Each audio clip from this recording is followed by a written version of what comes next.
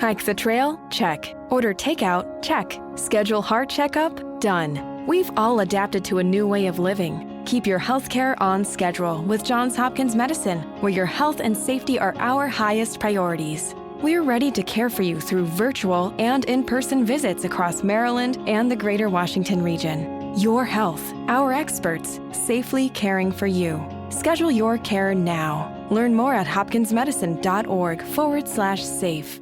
The sweet aromas of the apple fritter, cinnamon roll, and blueberry muffin are hard to resist.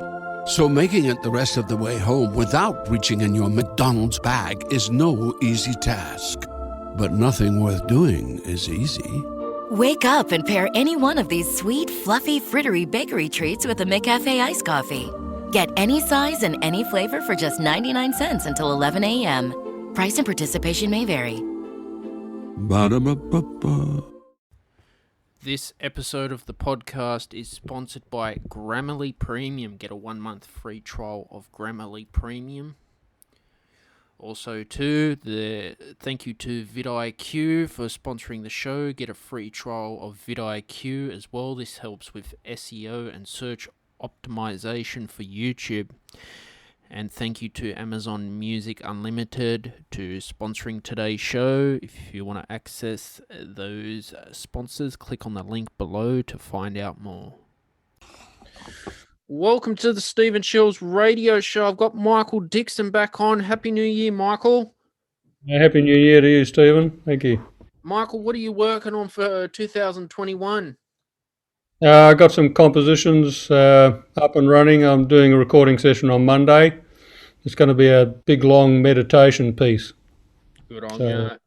And are you going to publish the meditation piece on an app, or are you just doing it for just a self-project for yourself? No, I'll put it up on Bandcamp and Spotify and places, Yeah, speaking of Bandcamp, I put up my first album, Death and Life, on Bandcamp. All right. Found with Bandcamp, people can purchase the music and stream it at the same time. What's been your success with Bandcamp? I only just went on like 3 months ago. Mm-hmm. So I just, seeing how I've had more success there than anywhere else. Mm-hmm. That's for sure. But yeah, but I don't have many pieces up yet. Have you looked at the doing the royalty-free music? I do royalty-free music, like for film, television, video game. You sell it for a one-off fee, and that's it. Have you looked at that path as a composer? No, I haven't. No. Yeah. What about royalties? How I got my first ever paycheck with royalties, $3 I made. Oh, all right.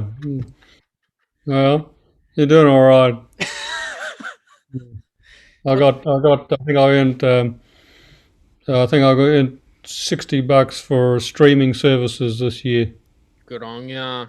Yeah, but I paid more for promotion than I earned. That's for sure. That's the frustrating thing, because with promotion and digital music, it's very hard to get that following. And I've had to pay to try to get on the Billboard charts myself with my distributor. Yeah. I've found, if I look at the royalty-free path, I could sell it and then get more profit out of that rather than relying on the royalties itself. Okay. Well. As a composer, what's your experience with royalties yourself? Well, I get a little bit through APRA, and some of my sheet music's sold occasionally, so I'll get that. Every few months I get something. Mm-hmm. So my biggest seller is the band program. Yeah. Yeah, I started checking out Bandcamp. And customers can have they could stream it 2 or 3 times, and then Bandcamp wants you to purchase it, which I think is a good idea. Because I'm finding now we're moving into a society of I think it's called binge listening, where we just keep scrolling through Spotify and iTunes, and they've got these algorithms now that if your search is not there, it's very hard to find you as well.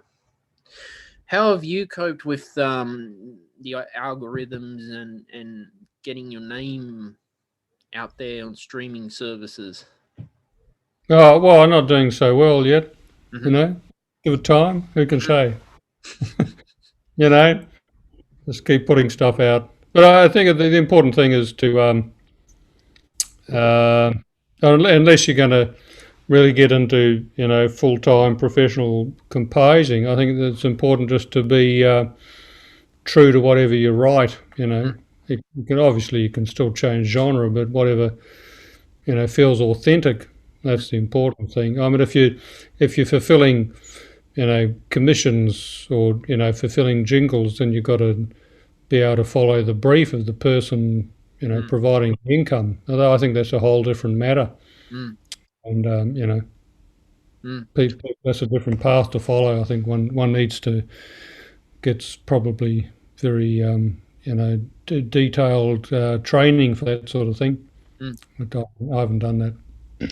Yeah, I've found myself. I've done little mini film projects on my YouTube channel and for kids movies, and I find it's a challenge for me to write something for kids because I've got my target audience with my music, uh, which is more metal inspired. So it's a whole different challenge as a composer when the director says, "Okay, Michael, we want you to do a kids movie." Oh, yeah. And then you got to orchestrate. You got to think, well, what key do I want? E major, A major, sound happy, and that's a good experience, I think, for composers to do that as well. Yeah, many benefit from it for sure. But, I think, And what's been the struggles for you as a composer? more recently, or, Mm. oh, I don't know. I mean, I've sort of actually enjoyed the past year because I've been able to do projects and not only compositions but education resources and Mm. a whole lot of stuff that I mightn't have done otherwise. But yeah, so from that point of view, having less paid work has helped.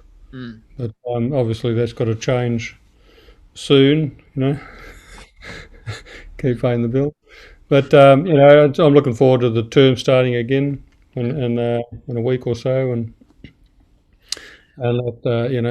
providing that. In the pandemic last year, did you have to go on the job keeper to I help? get JobKeeper. No. You didn't go on it because I know a few musicians had to move onto the job keeper. Well, a lot couldn't, Yeah. but also I'm a sole trader, so a lot of my sole the income I used to earn from the opera was cut, but that was all PAYG, so they paid the tax. I was an employee rather, but only a casual, so I couldn't get JobKeeper through them. And as a sole trader, my income didn't diminish, so all my teaching is through my sole trading apparatus, and that remained the same. Mm. So I couldn't claim that my income from that point of view had diminished. So it was a little complicated. Look, my partner got JobKeeper, so Mm. I've been really grateful for that. So she's kept us going. So it's been all right. Yeah, that finishes in March this year as well. Yeah. Yeah. And Mm. how did you find being a sole trader during the pandemic? What kept you Well, going? I was lucky that we had all this Zoom stuff, but so there was only a couple of periods where that was really necessary, Mm. and the rest was still doing the teaching as usual. So that worked out pretty well. But I'm doing some training this year to be a tax agent so that I can supplement things. Good on you. But yeah, I think that's just what you do. You find something that you feel you can achieve. I used to be treasurer for a non-profit organisation for a number of years, so I think I'll be able to put it all together and just have another income stream later in the year. Mm. I'm Um, going to TAFE and doing a Certificate 3 in Business Administration to yeah, well, that's it, isn't it? help These me are the build. things you do. Shiels Productions. I've started doing bookkeeping once a week, doing my own accounting. If you know, I'm not Yeah. an accountant. No, but it gets you through, doesn't it? You Mm, know. So this is what we do. mm. Hey. What keeps you going mentally during the hard times as a Oh, just musician? well, yeah, it's the creative stuff. You know, being able to put a project together and think about the possibilities, and even though it takes a long time, the sort of music I write takes a long time to organise. Mm, The just intonation and extended just intonation, just sort of being able to work out all the chords and relationships takes about 5 times longer than it might otherwise. mm, But for me, the rewards, it's considerable, and then just being able to put the project together, and it's some things are successful as a home recording, and some aren't. So when there's enough funds, I go into a professional studio and get the good people to mm. produce it, and it always comes out good. So No, that's fantastic. yeah, Yeah, myself, because I don't have the budget at Shields Productions, I do it through, Dorico and Logic. I do the mastering myself. Wanted to talk about Dorico. Have you updated to 3.5 yet? oh yeah, yeah. Yep. As soon as it came out, yeah. How are you finding it? Well, I haven't had any issues, but I mean, Beautiful. for everything I want to do, it's brilliant, and Mm, the microtonal playback's just astonishing, mm.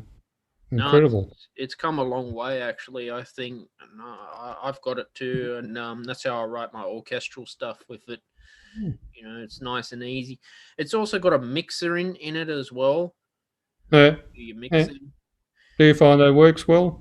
Works well, and then I'll go into Logic and do the final master of it. Okay.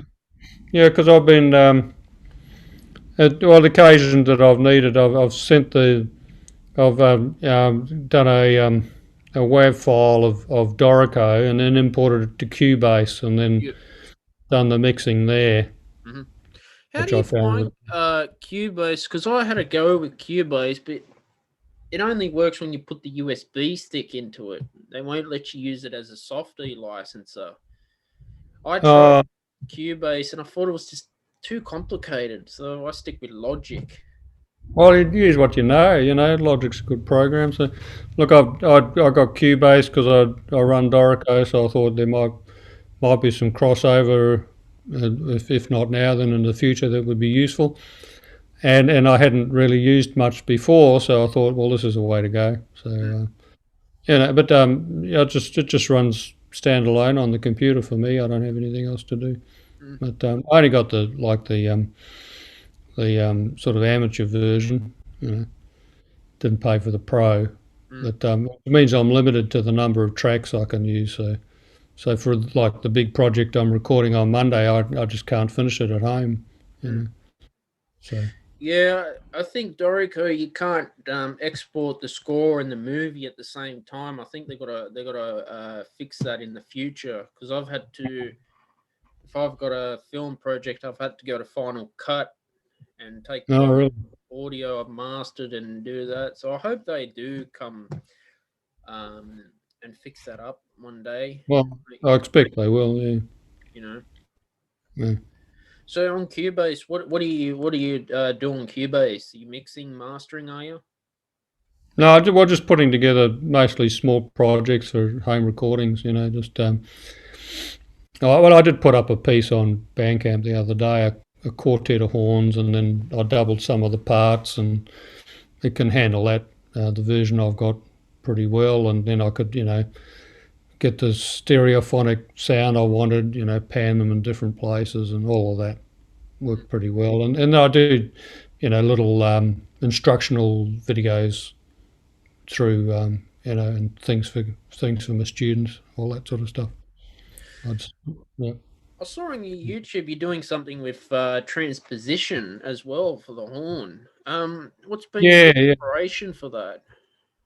Just my students' needs, I just wanted to find an even clearer way to put it, and I thought it would help just to link it up to the bits of theory that people do have a handle on, or need to have a handle on, and that's the chain of perfect fifths, or if you want to call them fourths, that's fine, as long as they chain the same direction, and just so that all the sharps and flats and key relations are observed in that fashion when you transpose. So I think got something. I'm just looking on your YouTube channel now. French horn chord progressions, E major. You got the 1, 2, 5. So you doing chord progressions for students, or are you doing lessons? no, just doing it for my own interest, and because I want to build it up. So at the moment it's just simple, just intonation. So just nice, simple chords, but sounding as good as possible, resonating together. So I just want to build that up, and then I'll start doing 7th chords and 9th and 11th, but using the harmonics and showing how they can interact with each other and relate to each other. And it'll get more complex, through the year. Experimented with fourths and fifths like they do it, a lot of metals is like power chords. Have you tried that before, or is not for you? Well, yeah, the perfect fifth's still at the foundation of our major triad, so it works pretty well on a horn, or a couple of horns, and put on a triad. And if you space it differently, if you space it the way the harmonic series puts it, then your sound is pretty powerful and rich. So if you put the root there and the fifth, maybe even like a 12th above rather than the fifth, and then put the major third into the next octave, then you got a very very strong sound there. So it depends how you want to handle your chords and how you want to handle your voice leading and whatever other issues you've got to deal with, And have you done improvisation on the French horn?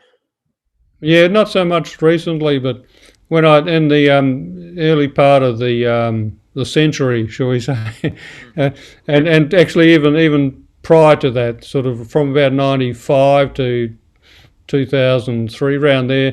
But for a number of years I studied South Indian music, and I'd learnt the drums as well as some of the ragas and melodic material and the scales, and so I used to improvise with those, and that became inspiration for lots of pieces of music, Yeah. But just that way. No, I haven't done it in jazz really, not with chord changes. I think on your YouTube you did a French horn study. I'm just trying to find the video. It was pretty impressive. Was it Baron? Yeah, Coprash. How do you say it? Oh yeah, Copper. Yeah, there's a famous composer of horn studies. I think he was a great horn player in the 19th century. So I mean, we don't have recordings, but had a pretty big reputation, and wrote lots of studies. So we sort of all learned bits and pieces of them, as we progress. Are those studies transposed for you already, or do you have to transpose them? No, they're transposed for us, but I mean, and right throughout the book, it sort of basically says you can put this one into other horns. So a lot of them, for the horn of the day, you might have had a piston horn, but you would have just put down a valve and then played the whole thing on the new valve. Didn't necessarily use them the way we do nowadays. So you could play the whole thing horn and F, and then play it all in E just by putting your second valve down. Things like that, and not all of them, but some of them you would have were a bit more difficult to play on a natural horn, but some of those are. But there was an expectation at the time of those that it often tell you what key to practice them in, and give you a range. I know. So we do that a lot. Yeah. How come horn players put their hand in the what do they call that thing at the end? The round. The bell. Yeah, why is that? Well, that was part of the history of the thing. So dating from about 1750 onwards, people learned that putting the hand in the bell changed the tone colour a bit, and then you could, by manipulating the hand, you could change the pitch. So you could bend between harmonics So, for instance, if you take the C and the treble clef, like the fourth space there, and you bend the right hand a little bit, you can bend it easily down to a B. Mm. And then you can bend the B flat harmonic down to an A and to an A flat. Mm. And then you can bend the G down to an F sharp and an F. So you can cover chromatically that whole middle range just by using a little bit of hand technique and the right hand. Mm. So that became part of the way of the technique of playing the horn. Mm. Before that, you didn't put the hand in the bell. Mm-hmm. It was the block instrument was not no hand, basically. Mm-hmm. Have you played any horn concertos? Yeah, most of them. Yeah, What's been not all of them, but quite a few. Yeah. What's been the hardest concerto to learn on the French horn? Yeah, well, look, they each have their challenges, So I did a Gordon Jacob one a number of years ago, sort of late in the previous millennium. And I did the Weber, Carl Maria von Weber. Perhaps I think it was around 2003 or 4. That was with a community orchestra in Brisbane, but I did quite a few with a professional orchestra in Queensland. So that was great opportunity, But they all have their challenges. The Weber's pretty challenging, and the Jacob I had to spend a lot of time learning. You spend 6 months putting it together really before you perform in public. You performed them from memory, or you sight read? No, I've done a few from memory. I did. I'm trying to remember. I don't think I did the Jacob from memory. The Weber I did. A couple of the Mozarts I've done from memory. Yeah. How much rehearsal are you doing it to get it like in muscle memory? Oh well, you got to play bits of it every day for 3 to 6 months, really. Yeah, and then you only get with the orchestra, a couple of days before, so you don't get that sort of that. Once you're with the orchestra, you got to be in performance mode. You got to treat the first rehearsal like a performance. They don't want to hear you trying to put it together. It's not going to happen. So yeah. Do you think it's better to play a concerto from memory or sight read it? Oh, you don't sight read it? No, never. No. No, you try to limit your sight reading to when you really have to. I mean, the more sight reading you do, the quicker you get at it. But that's just about recognising patterns. But to read or memory, I don't. I mean, it doesn't.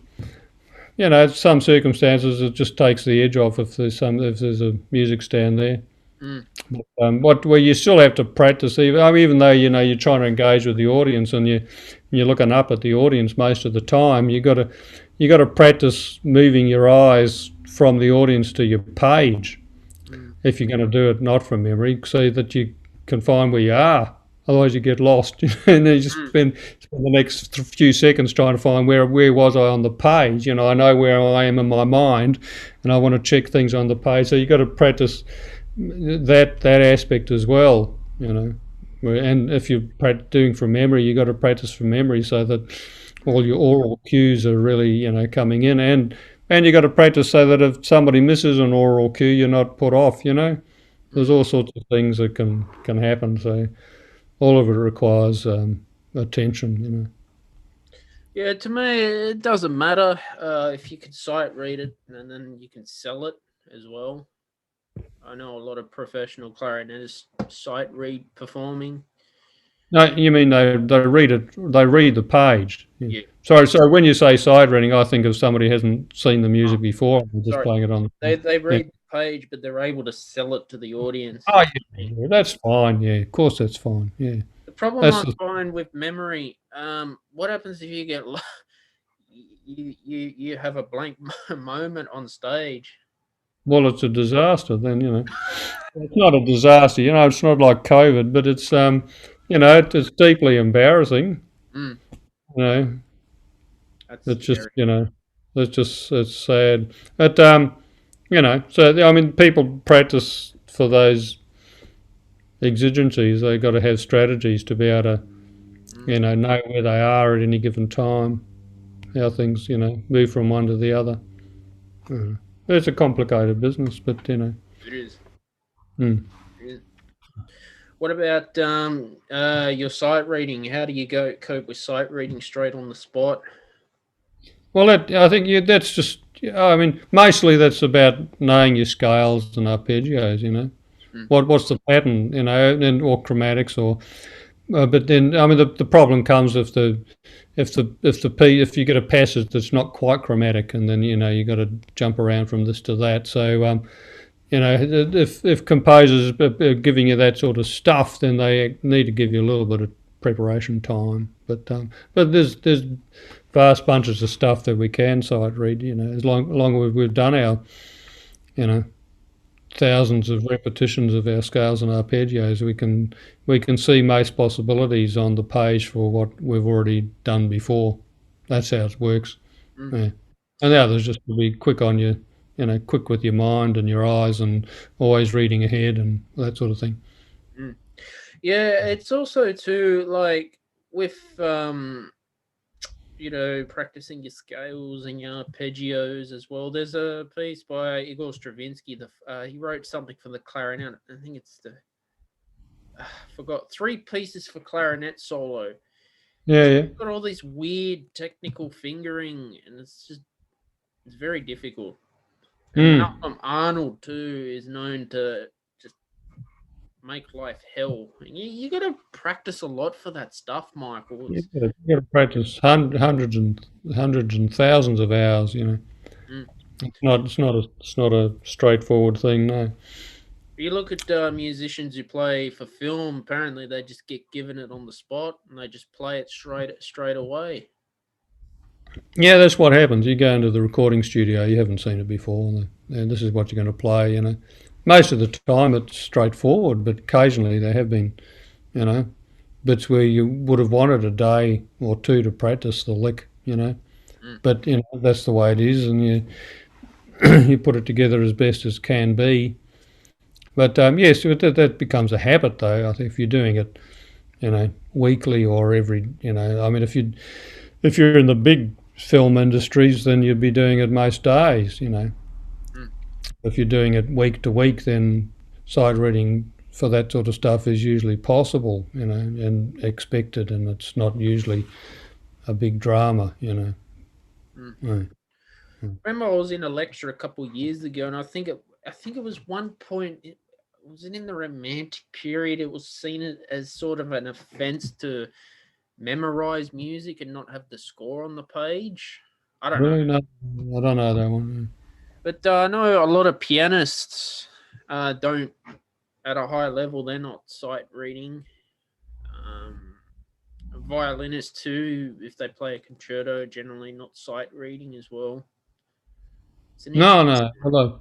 But again, that's they've been practicing the piece for years often before they'll, do a public performance, and then they've hundreds and hundreds of hours of repetition. So that it's really it's right in the body. The body's got very little chance of not getting it right, because it's there, But you've got to. That's a heck of a commitment. You've got to be doing that, hours and hours a day, really. What's been the hardest horn music that you've played? Well, sometimes it's it's the simple things that get you, like Venus from the Planet Suite of Holst. It's just you've done Mars and you finish Mars, and then Venus starts, and there's one horn playing 4 notes, and there's nobody else. So there's an orchestra of 100 people listening to everything you do, and all the audience. You're just totally vulnerable.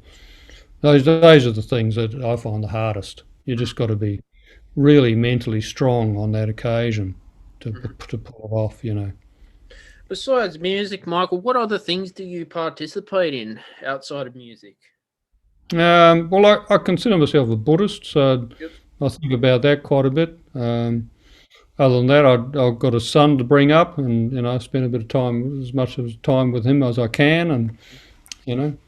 So I don't. Other than that, I don't have much. I do a bit of reading and a bit of listening, but not vast amounts. But Yeah. What are you reading at the moment? Look, I just got a book. It's just I just gone out of view. It's just Ooh, nice. so I think it's a whole lot of short fictions. I got given it by my partner the other day. She thought I needed something to read I that I noticed might enjoy. your bookshelf as well. Yeah, that's right. Add to the bookshop. Yeah. Although Yeah, this is my bookshop, so yeah. I've got Audible as well. I put the Great Courses Plus because I like history. yeah, I right. like audio books as well. Mm-hmm. That's what I do besides Yeah, just yeah. listening. Well, and podcasts can be good. Like if you got there's a lot of podcasts on Spotify. You can well, there's some great. I like the microtonal ones, and they go for an hour and a half while you're driving around. It's pretty good way to spend time, Mm-hmm. get the mind active. Other than that, I'll listen to news radio on when I'm driving. Keep up with current affairs. Mm-hmm. Mm-hmm. Yeah. During the 2020 pandemic and the lockdown, what was your strategy of getting through? I just do all the normal things, look after the kids, Yep. and be creative as possible. Just keep those things going, and not to back off and say, oh, I'm a bit bored. I just got right into it. Mm. What can I create? What can I do with the resources I've got? You know, Mm. I spent a few $100s on some recording equipment, and not fancy stuff, but it's great that these days we can put together stuff. Home recording, and that's been good. Other than that, just getting into Dorico and Mm. using the resources. But I still use pencil and paper for a lot of stuff, Mm. and then put it through after that. I like the physical feeling of the paper and seeing things appear on there and how they relate, and that helped And me. do you compose with a key signature or do you do it atonal? Because I'm film inspired. I do it atonal, no key signature. What's your preferred method? Um, well, it just depends on the piece, Mm. you know. Yeah, really just depends. I've got a couple recently. I needed a key signature, so I put one in. And if I'm doing so, the microtonal playback on Dorico is technically has an atonal key signature, Mm. just the way it's set up for all the glyphs and all the pitch bend stuff and that. So but that doesn't mean it's not tonal. Mm. There's still, but it's just too complicated to try and put a key signature in. So I write it all in concert pitch, and Mhm. that way I get the sound I want. And then if I know another horn player or somebody that requires it to be transposed, then I'll fix it after the fact. Do a new score with it organised. Yeah. Good thing about Dorico is you can change it from concert pitch to transposed pitch, and it just does it automatically, even Oh in yeah, that's different right. It parts. doesn't do it for the microtonal stuff Ah, okay. as well. So you've got Yeah. to transpose that manually, do you? I do, yeah, at the moment. Okay. Well, because I've got my basic setup's got probably 100 pitches in the octave, so and they're unequal. So Dorico can't transpose unequal divisions. Mm. If I set it up as I don't know 72 divisions of the octave, then I'd be able to transpose it up however many divisions I need to, 50 or 45 or whatever it needs to be, that it could do that. But it's because the stuff I use is unequal divisions. It can't do that with that. Yeah, it just doesn't work. So I just have to redo the score and just shift everything up and just put in the accidentals again, Mm. all the glyphs. Yeah. Yeah, it's always a good challenge to have. You know. Yeah, you got to. There's always something with each program, which way you're going to go. But for me, it works great because you can put all the rhythm. And before Dorico had this business, I used to have two different programs working together to enable both playback and the notation to work how I wanted. So this is much easier. Mm, mm, mm, mm, mm. Yeah. Yeah, no, that's fantastic. And Mm. what else? Like when you're writing your pieces, do you have a vision in mind, or do you always want to publish them, or do you get commission? Um, no, well, when I was doing the theses, it was just a question of just doing, getting the basic idea and putting it together. But I mean, there's some parts of my recent thesis, which admittedly is 10 years ago now, that I have repackaged in video form, Mm, you know, and blog form rather than other book form. mm. I mean, there could be a book in it, but I You don't know. you mentioned too that you're looking at taking on accounting this year. Is that correct? Well, tax agent, it's a bit different. It's a really lower form of. It's a bit, more the more straightforward aspects. So I won't be an official accountant or bookkeeper, but I'm hoping that I'll get tax agent work later in the year. The course runs for 16 weeks, so What I'll sparked look. your interest to be a tax agent? Well, it's because I'd done 5 years or a bit more as a treasurer for a non-profit Mm, number of years ago, and I thought, oh well, I did that um, well enough for the group to make it work, so I figured I can put this together. Yeah. What's the difference between a tax agent and a full accountant? Well, an accountant would be able to handle a range of activities and projects, and a tax agent's very specific. And I'd only be learning, Australian tax law, Mm, but even that only to a very basic level. I think it is, mm. if there's a whole range of situations I think people would need an accountant for that they don't need a tax agent. So Yeah, the yeah. thing is, because I've got music on royalty-free libraries like Pond Five, they're based in America, and there's something Mm. called a tax treaty or something. So that's when I'd have to call the accountant and say, what do I do? It's just Mm. some some countries are like that. Yeah, well, I think even like I'll get my stuff gets onto a streaming service through CD Baby, and there's some form I had to fill out that if Mm, I get any money, then the US tax system knows about it, but I would be well under the threshold of any mm, government anywhere in the world. mm. So I think it's not going to be a problem at this time. You know, I No. suppose I could dream that it might become a problem. Mm, But you were talking, you need millions of streams to get there. mm. No, you got to Yeah. know all this stuff up front, Michael, because no one tells you. Yeah, well, if you, I mean, well, a lot of the little places that you interact with, they do, say, you need to do this, fill out this form, or you go along to your tax agent and say, I've got this issue, what do I do? Mm, You know, so that's why we have other, professionals to lean on, and I mean a lot, and sometimes it's just easier to ring somebody up, mm, talk to them rather than search it online. But I mean, for tax, the Australian tax offices, it makes it a lot easier than it used to be 30 years ago. mm, There's a lot of information available for us to do our own tax now. mm. Mm. I think too, being a musician, like, because I've found an accountant for the future, you need one who knows the industry. I think, and that can be Yeah, hard as well. yeah, but there are quite a few now who've got inside knowledge of the industry and really know how to get the best out of it and help their clients.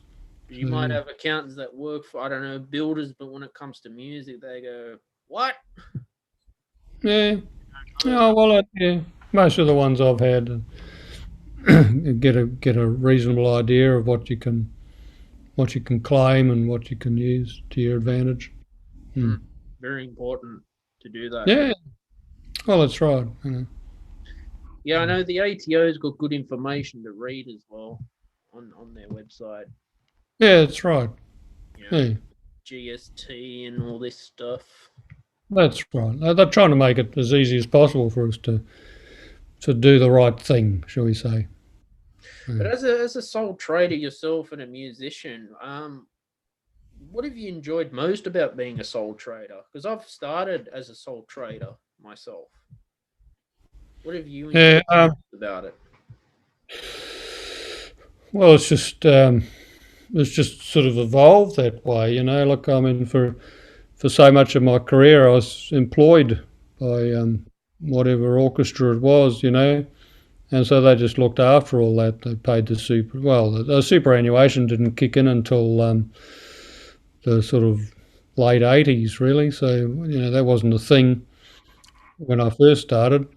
But, they've always paid the payroll tax, and I mean, not the only the pay-as-you-go stuff. So, you work over. That's a big advantage. You really, because then you can get them to put in a little more tax than you'd expect to, and so when it comes to adding up the other things, and you can often get a refund. But when you're a sole trader, you just got to remember to put money aside every time you get paid. You put 10% or whatever you need aside, and then you've got something to pay the tax office when you need to. So it's a different way of looking at it. But yeah, I mean, I don't know that I wouldn't be always my first choice being sole trader, but there you go. I mean, it means there's time. There's sort of time and there's sort of not, because there's still a bit of travel from one organisation to another to actually get a decent number of hours of actual work done. But it is what it is, and there's a bit of flexibility time wise, but not that much. I don't know. I wouldn't be my first recommendation, go and be a sole trader. I don't know. There's advantages to being paid by somebody else, but then you got to be there when they say so. But Yeah, Michael, was a great episode with you today on the podcast. Well, thanks, Stephen. Good to talk. Where can people find you on your social media and website? Well, I've got a website, thebrasswhisperer.com. Yep. And my YouTube channel's The Brass Whisperer. So I use the same name everywhere. Facebook, I've got The Brass Whisperer. So that's where I put my stuff out. And if people want to find my music on Spotify, they can find Michael Dixon. That's the best way. But All right, thank you to today's sponsor of the podcast, vidIQ, Grammarly Premium, and Amazon Music Unlimited. Don't forget to get your free trial. Links are in the description. Also, you can subscribe to my YouTube channel. Turn on those notifications. Subscribe to the podcast so you get notified. Also, leave a rating or a review wherever you get your podcasts. Check out my music on Spotify and all your streaming services. Thank you for listening to today's episode. Bye for now.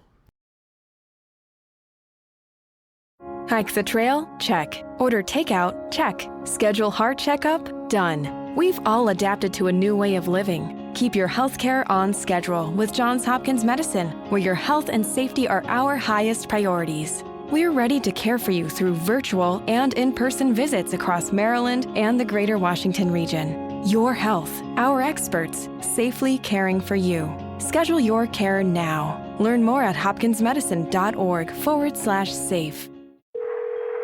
911, what's your emergency? Una camioneta que se puso en las vías y el tren, ay Dios mío.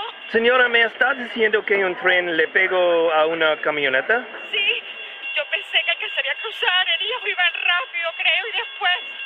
¡Ay, Dios mío, qué horror! No puedes saber a qué velocidad viene un tren. Por eso están los señalamientos de advertencia. Obedécelos. Alto, el tren no para. Mensaje de NHTSA.